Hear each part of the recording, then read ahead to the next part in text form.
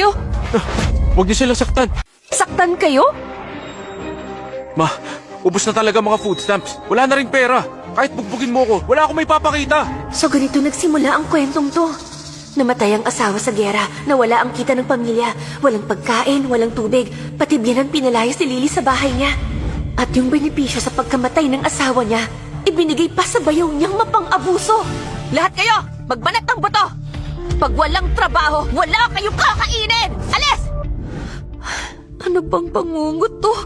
Ma, gusto ko din magtrabaho. Sasama ako kala kuya para kumita ng points para maraming food stamps. Huwag niyo na kaming ibenta. Parang awa niyo na. Ibenta ang mga bata? Sa kwento, binenta ang mga bata para pambayad sa utang sa sugal ng kalaguyo niya. Pero nung nalaman ng panganay, tinakas niya ng madaling araw ang mga kapatid niya. Hayop! Buwisit! Ma, wala na si Papa. Para na lang sa alaala ang iniwan niya. Pabayaan niyo na sina third and fourth. Parang awa niyo na. Papa? Buhay ang tatay niya. Hindi lang buhay. May mga parangal at naging general pa. Niloko ni Lily si General. Kunwari lahat binigay para sa mga anak. Tumakas sila dahil sa kumalat at chismis na ibebenta sila ng madrasta nila. Naloko niyang General at 10 taon din siyang naging asawa nito. Pero di inaasahan, paglipas ng 10 taon, si Ethan sumabak sa giyera, sumikat sa isang laban at naging General. Si Noah magaling sa research, maraming military honors at naging youngest academician. Si Mason naging medical elite. Bulag ang isang mata dahil sa tinesting na gamot sa kapatid ng bata pa. Kaya kilala siyang one-eyed mad doctor. Si Emma, ang Viper Diva. Founder ng pinakamalaking entertainment conglomerate na Sandia.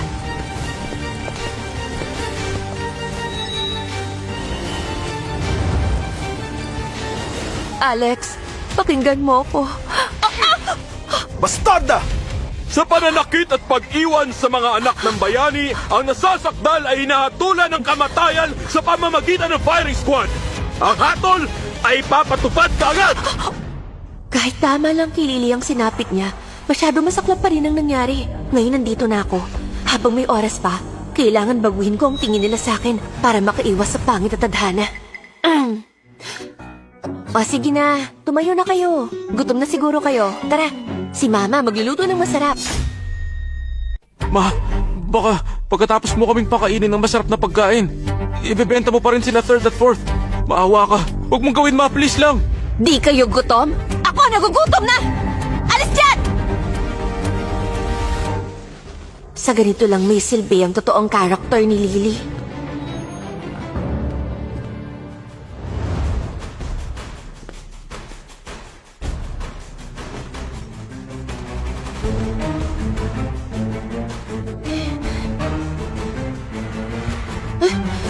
Kawawa naman, sobrang hirap naman nila.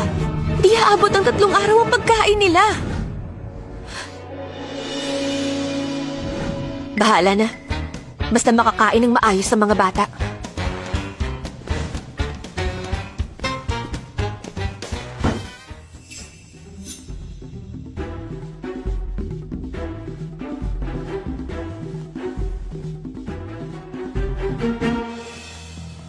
Yun na lang ang natitira nating harina. Pang New Year pa sana. Pero inubos na niya.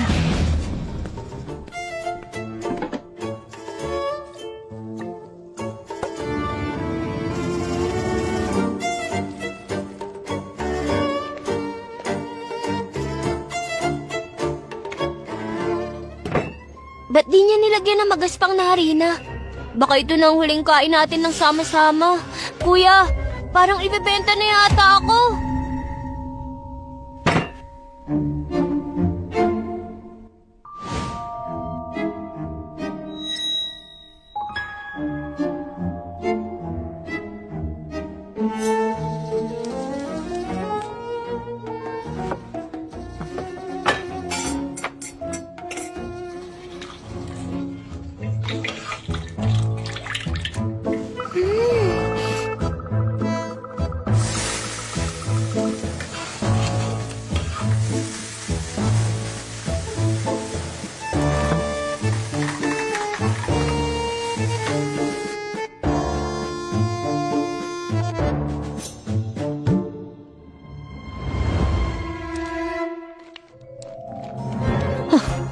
Ano yung mabangong amoy na yun? Ano kaya ang pinagagagawa ng manugang ni Miller?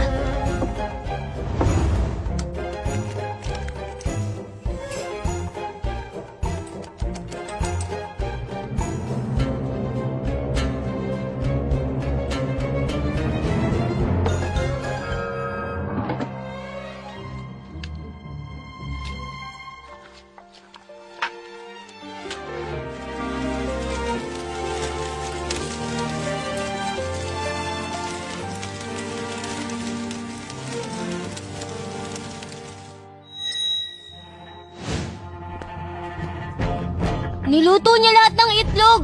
Mukhang isusuko niya na ang lahat. Pagkatapos kumain, kahit di niya kami ibenta, mukhang lalayas na siya at iiwan na tayo. Kuya Ethan, wala na si Papa. Pag umalis pa siya, wala nang mag-aalaga talaga sa atin. Huwag kang mag-alala. Malaki na si Kuya. Kahit di niya tayo alagaan. Ako na mag-aalaga sa inyo. Ha? Kuya! Kuya!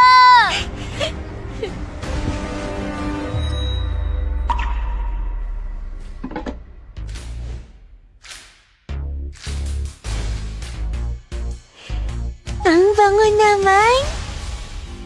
Emma? Lika.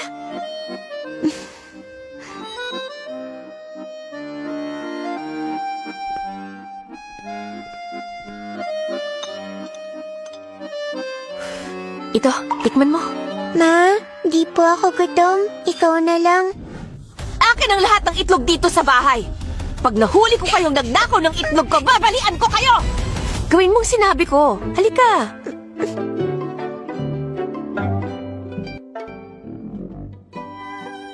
Ang sarap. Masarap? Ganito na araw-araw, ha? Pinakain na ako ng itlog, tapos sinaplas pa ang buhok ko. Ma! Congrats, host, na unlock mo na ang pagmamahal ng isang ina. Love ni Mama system fully activated na. Congrats, host, dahil si Emma, ang bunso, mas pabor na sa'yo. May reward na 10 gratitude points. Pwede itong ipagpalit sa mga bagay sa system store. Gratitude points? Gratitude points pwedeng ipalit sa mga bagay. Aba, teka nga. Ano pwede pag may 10 gratitude points na? 22 pounds magandang harina, 10 gratitude points. 1 pound ng karne, 2 gratitude points. 10 pounds bigas, 10 gratitude points. 1 kilo ng rasyon, 1 gratitude point. 10 yuan, 10 gratitude points. Sakto! Ito na talagang sagot! Sa tulong nitong Love ni Mama System, tututukan ko lang tong 4 na mga bata. Pasasayahin ko sila para maging grateful sila. Tapos yung mga gratitude points, ipapalit ko sa mga supplies para maitawid ko sila hanggang sa bumalik ang asawa ko. Sa sistemang to, kahit mahirap ang panahon, mapapakain ko pa rin sila ng karne. Mrs. Walker! Mrs. Walker, ayaw niyo na bang mabuhay? Tinapay na walang magaspang na harina? Diyos ko, may itlog pa!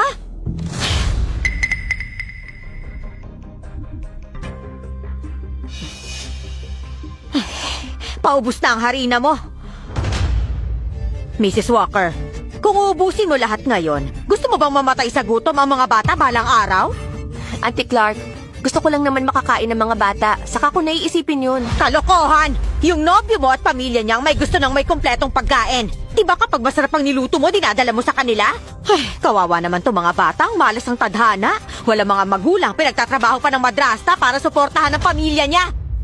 Hindi yan ginawa ni Mama ngayon. Binigyan niya ako ng itlog para kainin. Pinakain ka niya ng itlog?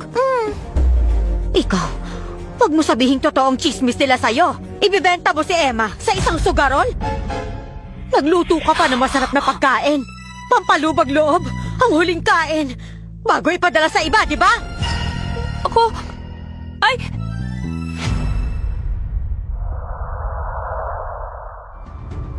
Biglang mabait sa amin ngayon. Siguro para makampante naman kami. Sobrang bata pa ni Emma. Nakatikim lang ng pagkain, nag-iba na tingin sa kanya. Pero di niya ako maluloko. Kung kailan gumanda ng konti ang imahe ko, sinira naman itong si Auntie Clark. Hoy, Clark ha!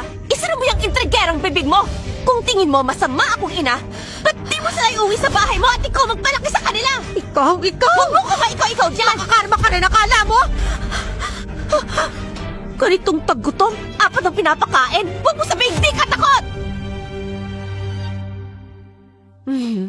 Ayusin niyo na ang mesa. Kakain na tayo.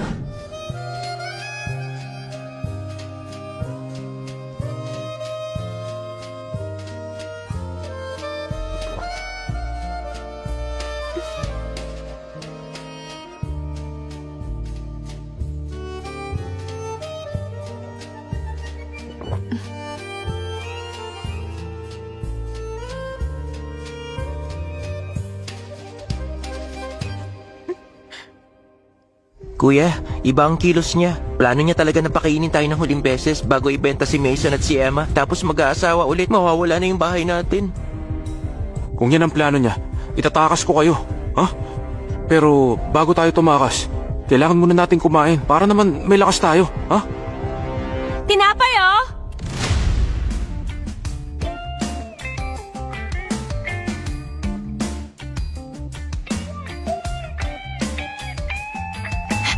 Kain tayo.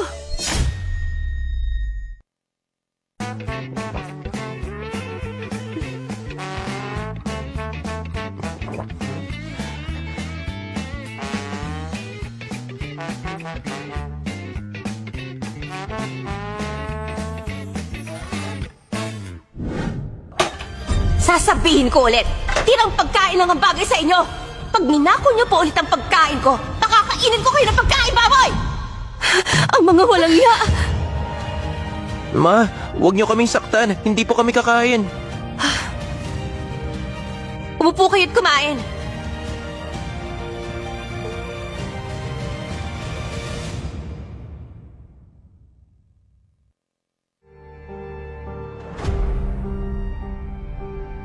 Ayaw niyo pa rin kumain? Ayaw niyo? Bigay ko na lang sa angkan niyo. Ma, kakain na. Kakain na kami. Kakain na kami ngayon. Sige.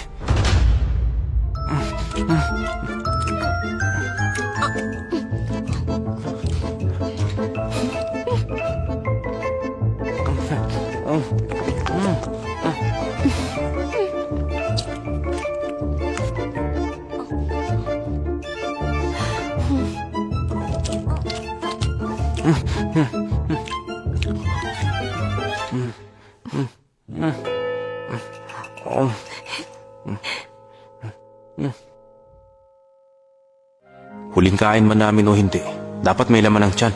Basta busog kami. Pag binenta niya kapatid ko, may lakas akong tumakas kasamang mga kapatid ko.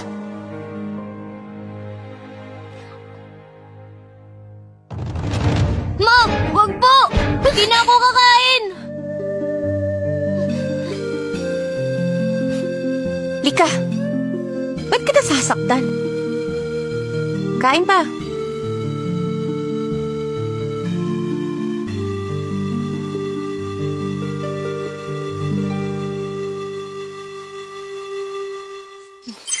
System alert. Ang anak mong si Mason biglang tumaas ang pabor sa'yo. Meron kang 10 gratitude points. Sige, kain pa.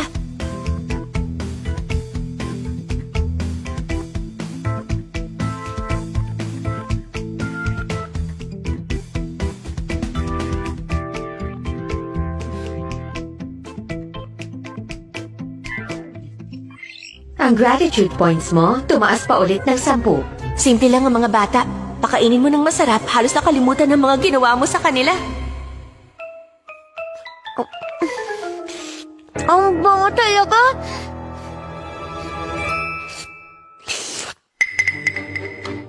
Ngayon lang niya kami binigyan ng masarap na pagkain. Ang labo lang talaga. Nako, di ako pwedeng mapakampante sa kanya.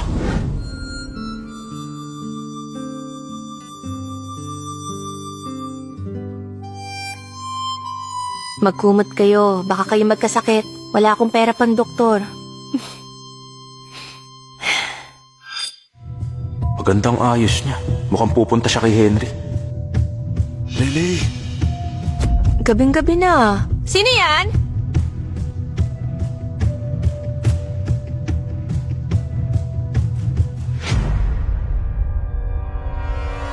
Sinabihan ko ng buyer, bago mag-alas 10 na umaga bukas, ihatid mo ng bata. Lily, sabi na may masamang pala ka talaga.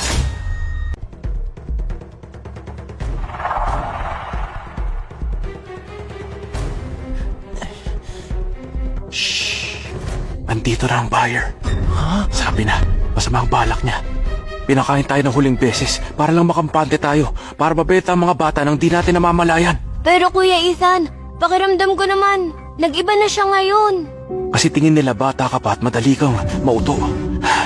Makinig kayo, yung buyer pinapunta siya bukas para dalhin ka. Kaya mamaya habang tulog siya, kukunin natin ang mga kapatid natin. Tatakas tayo, ha? Di kami nagbebenta ng bata. Umalis ka na, kahit magkano pa yan. Pag bumalik ka, gugulpin kita. Pag makikita kita! Oh, sige. Walang pentahan. Pag yung ex mo humingi ng pera, huwag kang iiyak-iyak at lapit sa akin. Alis!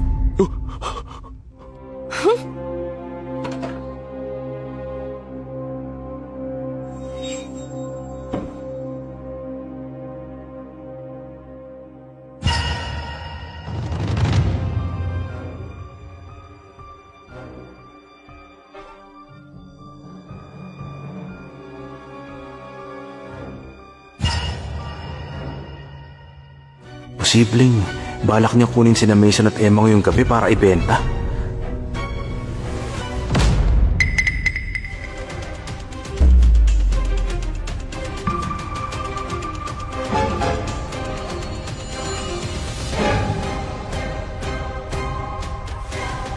Subukan niya talagang kunin sina Mason at Emma ngayon. Lalaban ako hanggang huli.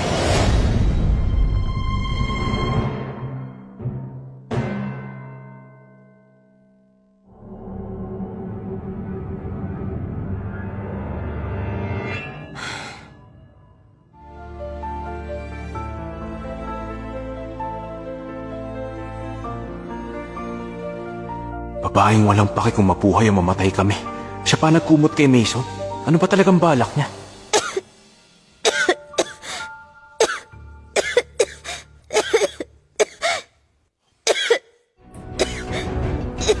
Ay, hala.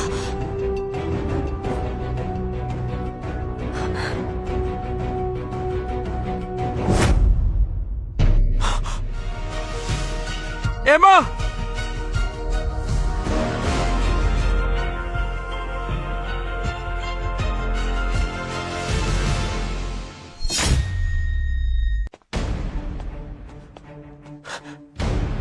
Habulin ko siya. Hanapin mo si Lola. Tawagin niya sa kapitan. Ipaanunsyo nyo. Pagpatulong sa lahat para mapigilan siya. Sabihin mo, si Lily, bebenta kapatid natin, ha? Lily, tumigil ka! Itawan mo kapatid ko!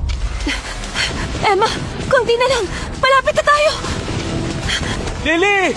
Lily! Tumigil ka! Bitawan mo siya! Lily! Lily! Tumigil ka! Bitawan mo kapatid ko! Lily! Bitawan mo siya! Bitawan mo siya!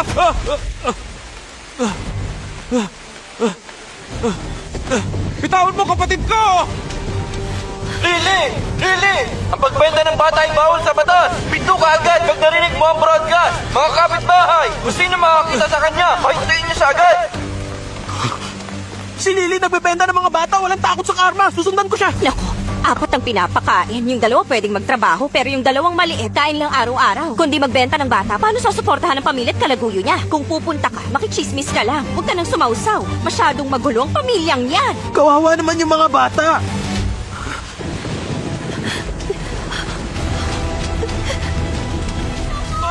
Tumigil ka, Lily! Bitawan mo kapatid ko! Lily! Tumigil ka! Lily! Patay na ang tatay nila! Tapos ibebenta mong mga bata para sustentuhan ng kalaguyo mo! Hayop ka! Huminto ka! Hayop ka! Itong mga batang naiwan sa'yo! Ang malas naman nila! Huminto ka na! Lily! Pakawalan mo kapatid ko! Ipaglalaban ko siya!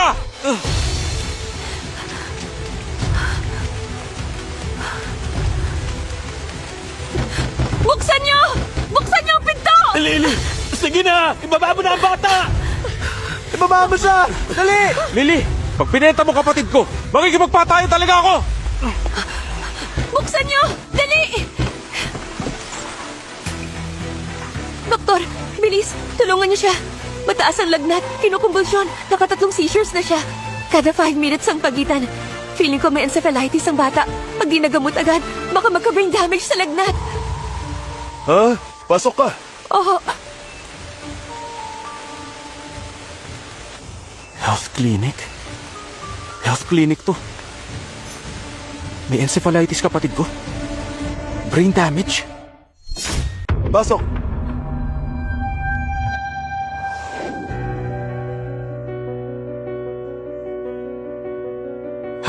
Pagkatapos ng gulo, di naman pala ibebenta ang bata. Pupunta lang palang klinik. Imposibleng mabait siya. Kailan lang? Si Noah nilagnat at di makapagtrabaho. Ginulpi at pinapunta sa lola. Yung lola nag-alaga sa kanya. Sinong bibili ng may sakit na bata? Gusto niyang ibenta ng mahal. Kailangan munang pagalingin. Di na yan magbabago. Ma, sorry po. Hindi ko alam. Gusto mong tulungan si Emma. Sorry po talaga. Tama na. Panahon na magpapakita ng tunay na puso ng tao. Uulitin ko, wala akong balak magbenta ng bata. Mga anak ko kayong lahat. Aalagaan ko kayo hanggang sa pagtanda.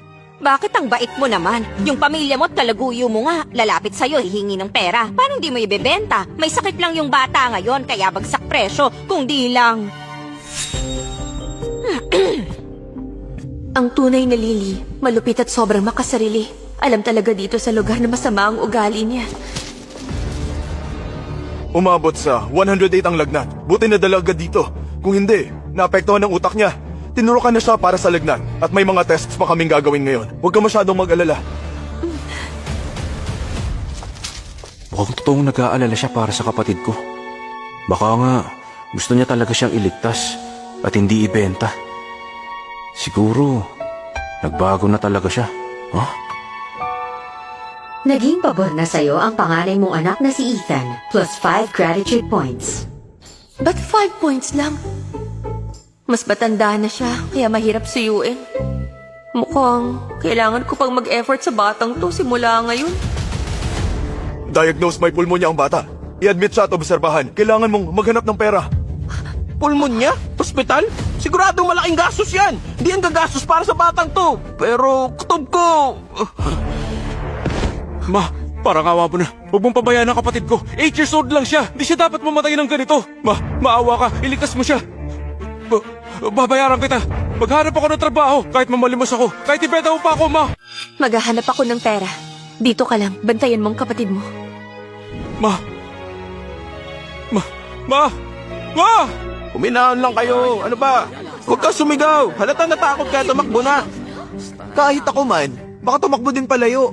Ang gagastusin mo pang kalahating taon na. Sa mga palamunin pa lang galit na siya. Eh di lalo na pang gastos sa ospital. Ay, ang hirap ng buhay ng batang to na ulila agad. Napunta pa sa malupit na madrasta. Ay, ang malas talaga. Parang awa niyo na. Iligtas niyo ang kapatid ko.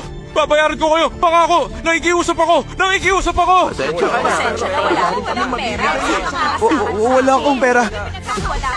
Wala din kami. Makilig ka na. Tulungan niyo kapatid ko. Oo nga. Parang awa niyo na. Parang awa niyo na. Parang awa niyo na. Parang awa niyo na. Tulungan niyo ang kapatid ko. Pangako babayaran ko. Parang awa niyo na. Parang awa niyo na. Tulungan niyo ang kapatid ko. Parang awa niyo na. Tulungan niyo ang kapatid ko. Ang kapatid ko. Sorry po. Wala akong silbi. Hindi ko na-protektahan ang mga kapatid ko. Wala akong silbi. Wala akong silbi. Wala akong silbi. System, papalit. 10 points, katumbas 10 yuan. Meron akong 35 points. Palitan mo lahat.